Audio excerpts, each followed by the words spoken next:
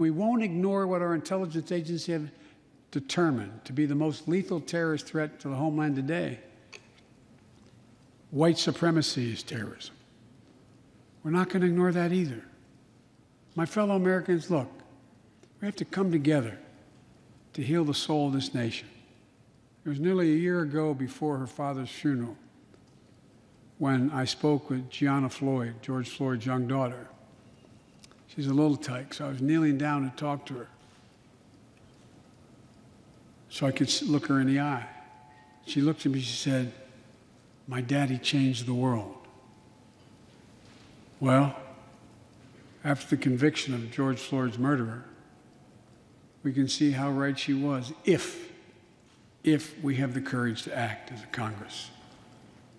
We've all seen the knee of injustice on the neck of Black Americans. Now's our opportunity to make some real progress. The vast majority of men and women wearing a uniform and a badge serve our communities, and they serve them honorably. I know them. I know they want.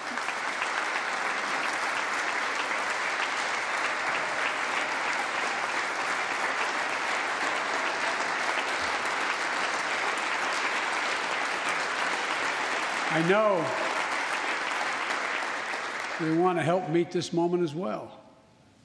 My fellow Americans, we have to come together to rebuild trust between law enforcement and the people they serve, to root out systemic racism in our criminal justice system, and to enact police reform in George Floyd's name that passed the House already. I know Republicans have their own ideas and are engaged in very productive discussions with Democrats in the Senate. We need to work together to find a consensus. But let's get it done next month, by the first anniversary of George Floyd's death.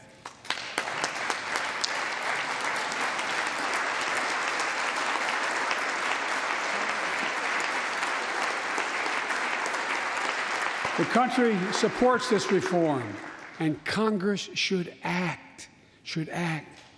We have a giant opportunity to bend the arc of the moral universe toward justice, real justice.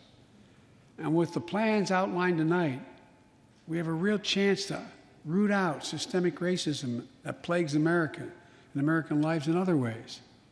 A chance to deliver real equity, good jobs, good schools, affordable housing, clean air, clean water, being able to generate wealth and pass it down through generations because you have access to purchase a house.